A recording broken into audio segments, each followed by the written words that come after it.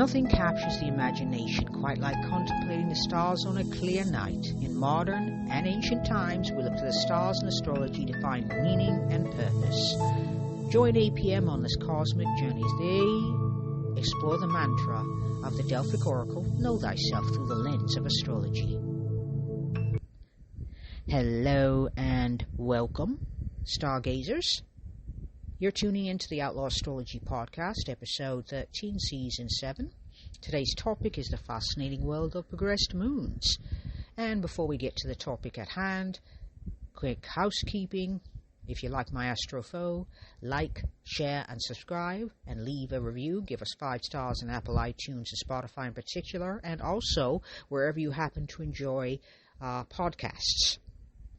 And also there is the Outlaw Astrology's Daily Stargazer newsletter with a paid and free subscription option, which also has its own podcast and where I talk about the stars in their everyday progression. Okay? So if you like that, please feel free to check out the show notes where all that information is located. And now, let's chart our course and get this cosmic party started. So we're going to unpack what is a progressed moon. And a progressed moon is basically the moon progressing through signs. And basically, progressed moon is a secondary progression, and it is symbolic. That's how it's based off of.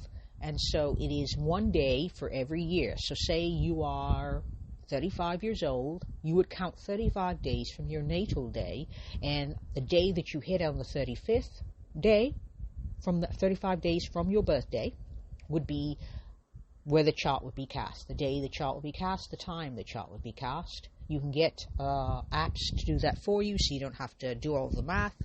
But that chart would then be the secondary progression chart, which would have the progressed moon in it.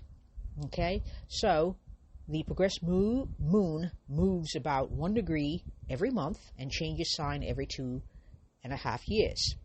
The current sign and house placement can offer insights into emotional facts and also life circumstances.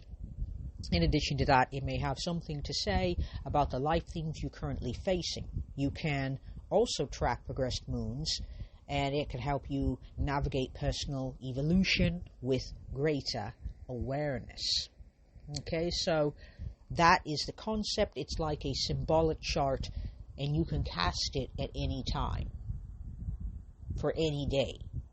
And if you want to know how you were feeling or what was going on with you emotionally in 2004 on a certain date, you can definitely cast for that date. You can cast for pretty much any date, and it will provide you with the progression from that day, giving you the kind of energy of what was going on with you emotionally, which could be helpful.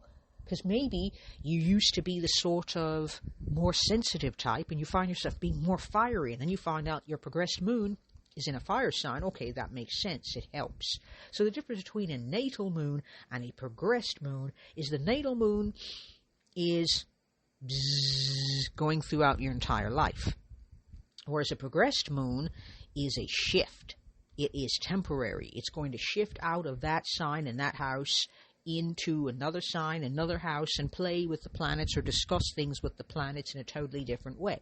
So the natal moon is always your natal moon, whereas the progressed moon is a theme or a class you have signed up for emotionally, but that you are only auditing, and you have every opportunity to be able to audit out of that class as soon as 2.5 years passes and that progression ends and moves on to another sign and house. Okay, so that's basically simply the difference. Now, to go back, it's calculated 1 day for each year. So if you're 35, you'd be counting 35 up, and the date you land on, POW, would be the date you would cast that chart for, and that would be the progressed chart. Like I said, there is software that will allow you to do that with greater ease. It's also a powerful tool for understanding your emotional evolution.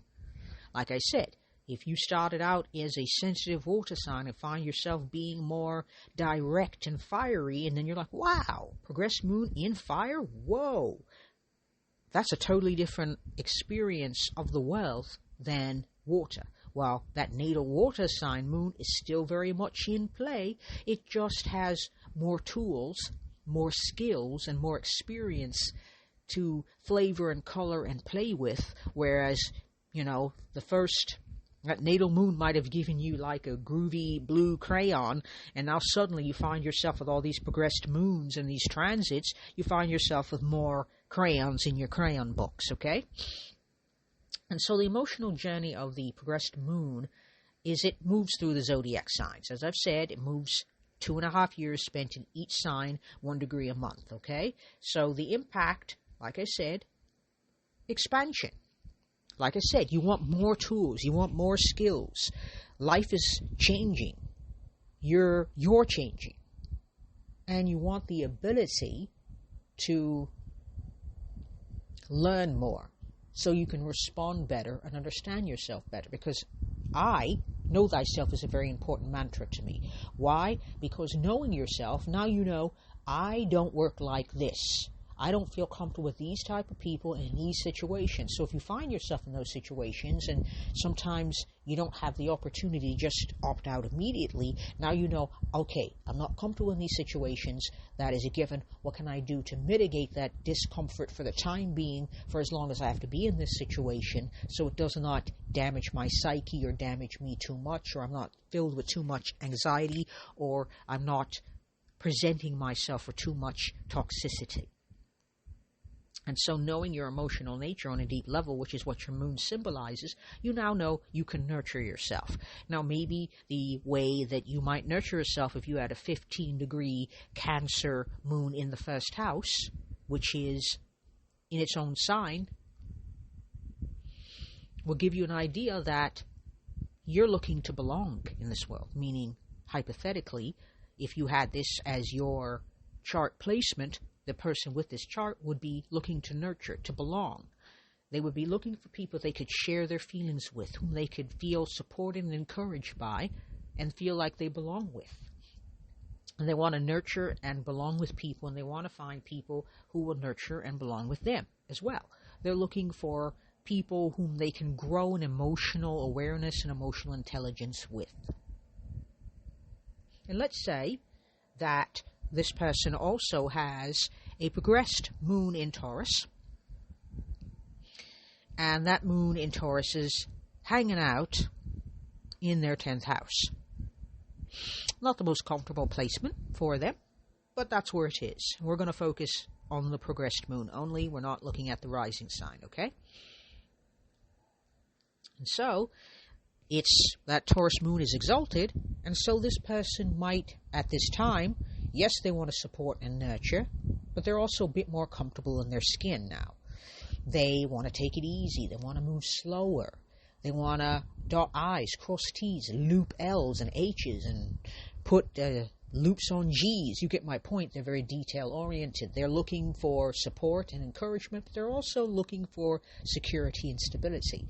They don't change very quickly. And keeping in mind also that these two energies elementally are in a sextile type of relationship, meaning that they play well together, but not as easily as a trine.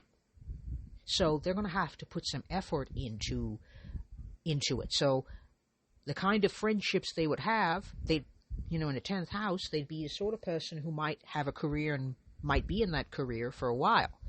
And they don't leave the career because it provides them the security and stability that they want, and also the comfort level in materially that they seek. And they might also have long-term collaborations, alliances with people that they don't want to give up. So it's very much attached to their public image. The 10th house is your reputation, your vocation, your career, that sort of thing. And wherever the MC happens to be, we'll also give you some information. I'm speaking of whole sign houses, by the way, because that is what I use. But if you do not, you will consider the 10th house only, because the MC would be clicked onto the beginning house cusp of the 10th.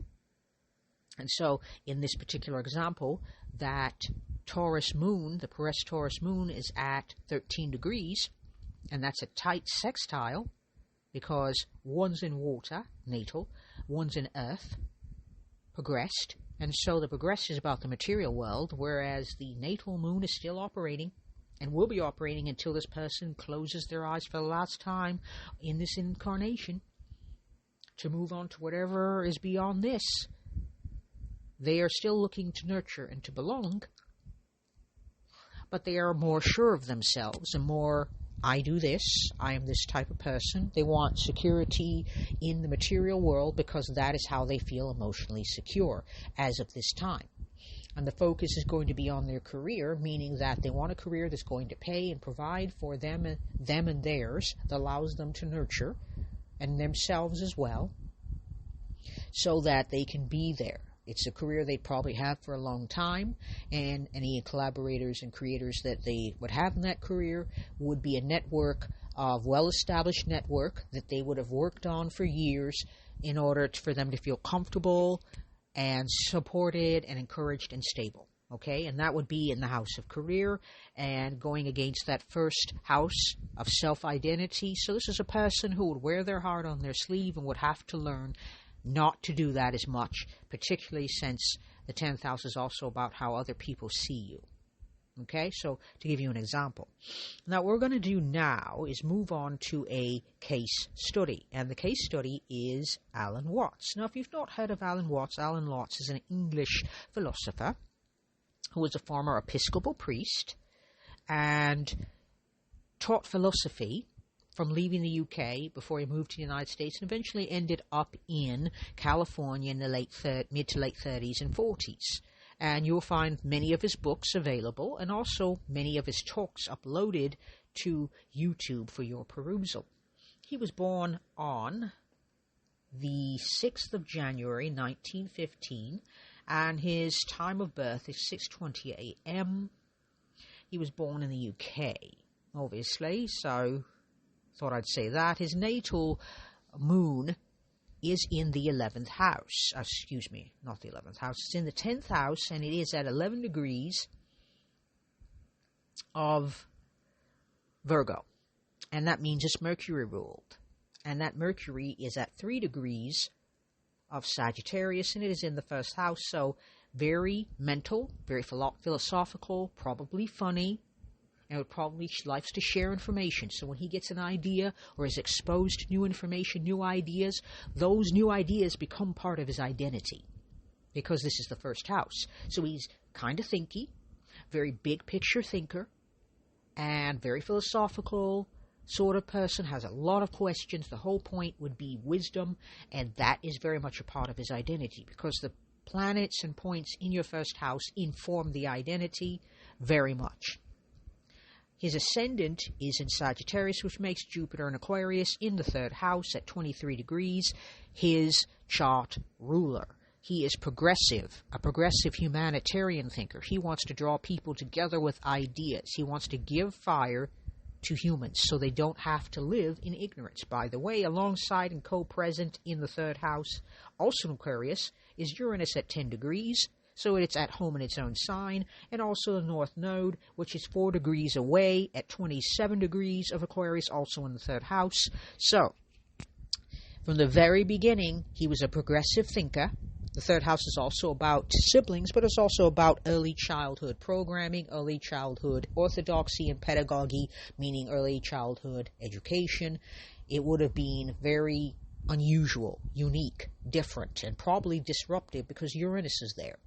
So he experienced something when he was young that set him on the course, becoming a modern day or modern 20th century philosopher at a time when people of his class tended to stay home and end up working at teaching at Cambridge or Oxford or, some other respected established place in academia, which he chose not to do. He became an Episcopal priest at one point before finding his way with Eastern religions, including Taoism, Buddhism, and Hinduism, which he, started to teach in the West so that Westerners could understand those philosophies. His sun is at 14 degrees of Capricorn in the 2nd house, and so one of his strengths is that he is serious and responsible. His ascendant is at 18 degrees of Sagittarius, so he is naturally a philosopher. His moon is in Aquarius at 11 degrees. That is, he's a master teacher. That is what he's here to do. Even if he didn't know it, which I suspected he probably figured it out rather quickly, he knew he was meant to teach, and he got on with it. Okay, so we're going to be doing a very focused chart. I'm not going to be dancing all over the chart to interpret it as I usually would, because I want to focus and get the information that I want to share shared. So his progressed moon at this point, and the secondary progression was cast for today, 18th of September 2024, which is at the time of recording at 9:35 p.m. still for the UK, and it is at 14 degrees. It's still in Virgo, but it's hanging out in the 4th house. By the way, his ascendant is in Gemini, so at this point in time, he'd be very, very curious. Lots of questions. His mind would be shape-shifting. So whatever ideas he might have had, he'd be open to contemplating new ideas, which means that Mercury is the chart ruler here, since Gemini is on the ascendant. Mercury is at 28 degrees of Aries, and it is in the 11th house of community and future wishes. You're going to need community or people to help you to get your ideas out. This is a very enthusiastic and inspirational Mercury who would be more direct. Funny, but more direct. And Mars is the ruler of that Mercury. It is in its own sign, so Mars doesn't have as much in this particular progressed chart. Doesn't have, it's at 7 degrees of Aries, by the way, in the 11th house. It doesn't have any other planet calling shots on it, meaning that it's calling the shots on the Mercury, which calls the shots on the ascendant, and that's how that goes. And so, motivated to be independent, and that takes courage. Motivated to go where angels fear to tread. He would be over 100 years old today, about 109, actually, almost 110 years old. So, but at a time that when people live that long, they become more direct, they're less distracted, and they just say what they want to say in the way they want to say it. Why? Because they realize that time is of the essence, and they are blessed to have the time on the planet that they have, but it could all go away tomorrow, so I need to say what I need to say today. He'd probably still be teaching. I can't imagine that he would have given that up, but Mars in Aries, in the 11th, independent, probably would have a group of people around him who'd listen and be thrilled to write down what he said or to record it for posterity. But the motivation would be to think for himself and to encourage other people around him to do the same. So the people surrounding him would be independent thinkers as well. And so going back to that moon, which is Mercury ruled in Aries, which is Mars ruled, he would be teaching to a smaller group of people, probably people close, people who are independent thinkers, people who would be capable of critical thought. And that, since it's a progressed chart, that moon and that Mercury are not chatting with each other excessively, okay? So what does this tell me about Alan? Well, still enthusiastic, still inspired, just a bit more direct, probably with a sense of humor, but that sense of humor would be very dry. The focus for that moon would still be to be of service, to help other people, to erase the extraneous and the unnecessary, to better perfect his message so that the right people got that message, so that the right people can interact with that message, and so he can interact with them. He'd still be sharing, he'd still be teaching. That's how that pretty much would go. And so one of the key challenges for, well, I wouldn't say, would I say that? Excuse me. One of the key challenges or key experiences with progressed moons is, in his case, it's only 3-degree movement, but it's changed to the 4th house. So let's address that 4th house. It went from his 10th house, which is all about everybody seeing it, to a more private 4th house. By the way, that energy, Virgo energy, in the 10th house is a person who's very discerning and private, but it wouldn't be the most comfortable placement. The moon in Virgo in the 10th house is not a comfortable placement natally, but you'd have to work with it. So your natal chart it goes with you throughout life. But here's the thing about the natal chart before I move on to his progress chart. These are not like ideal circumstances. It would be ideal, but that's not how it is. This is the circumstances you're going to experience that are going to probably feel faded in your life, but that you learn to work with. You expand, you transform, you, grow because of these circumstances. So if you're in your career in academia, he would have had to be very, very discerning, very precise. Academia isn't that different for science in that the people there have a tendency to want to hang on to their careers and not lose their reputation. You've got to be putting out information. You've got to be publishing papers. You've got to be teaching and putting your ideas out there. If you're not publishing, that's a problem for you if you're in academia, which he was.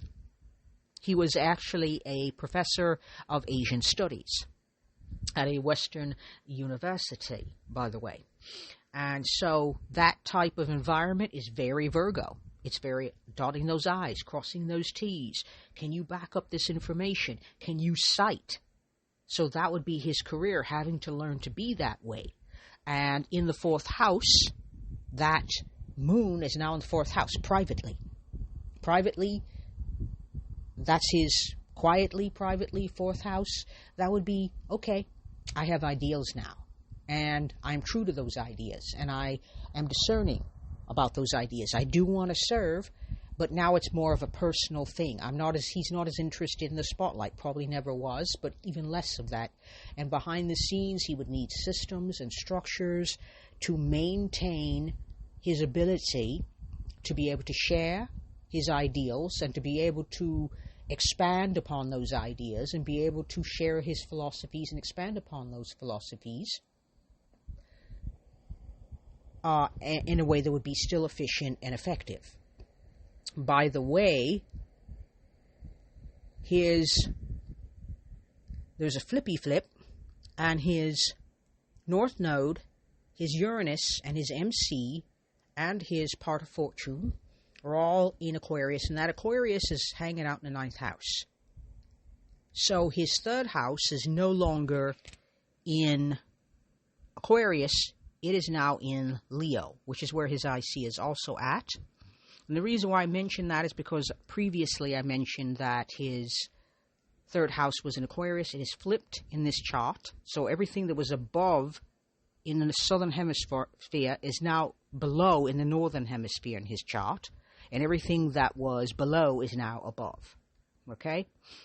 And so that tells you that he is now open to new ideas. He's open to progressive ideas. He's open to people who have progressive ideas. Even though he'd be over 100 right now, he's interested in progressive ideas and the people who have those progressive ideas. And if they are disruptive, I don't think that would bother him in the slightest. His South Node is in Leo, so used to being in the spotlight, used to being seen and being heard, probably now more interested in listening to what other people have to say and what other people think, and he'd be seeking out progressive ideas that are very different from his own. Okay? So that would be to give you an idea of some of the themes and transitions from that natal chart to his more personal chart. One thing I want to do about this progress chart that I don't know if I completed doing. The sun is in Taurus, the moon is in Virgo, and the ascendant is in Gemini, as I've said. It is a very Gemini-heavy chart, and he has his black moon Lilith is in Taurus, and it is out of bounds at 24 degrees north, 47 minutes. And basically what that means is things you get shamed about, uncomfortable. As you're getting older, the need for security and stability, but also body positivity, feeling comfortable in one's skin, that sort of thing. So feeling shamed, maybe, Taurus energy is about, and let me go back. Black Moon Lilith is about shame and about things that get oppressed and put behind. And in Taurus, it would be the need for security, the need for stability, and not liking change so much. And some people were like, hey, you should open your mind a bit. So, he might get that as an older person, where he's still with us. And he does not have any other planets beyond Eris. Eris is at 28 degrees south, 26 minutes. And that would be the modern ruler. It is in Pisces in his progressed chart. And so that would be the sign before its current placement, which is in Aries right now. And that's more of a sensitive energy, more needing escape, needing to transcend would be the word I would use. Some people call it escapism. I would call it transcendence. I think Alan Watts, if he were alive today, would absolutely be seeking transcendence, wanting to transcend the mundane, to transcend the everyday chaos, to transcend the, well, let's just be honest, ickiness of being a human being in the 21st century. He'd want to transcend that in his philosophies and his thinking and connecting to other people who think differently from him, ninth house, and being more humanitarian progressive, meaning finding connections with other people and being open and receptive to new ideas, in addition to being motivated to be independent, to be an independent thinker, and to find people who are also independent thinkers and who also are motivated to rebel and push and stand out for truth and to take on ideas and experiences that other people would definitely not want to do. That's a lot of Aries energy, and sometimes also a bit impulsive, which doesn't necessarily have to be a bad thing.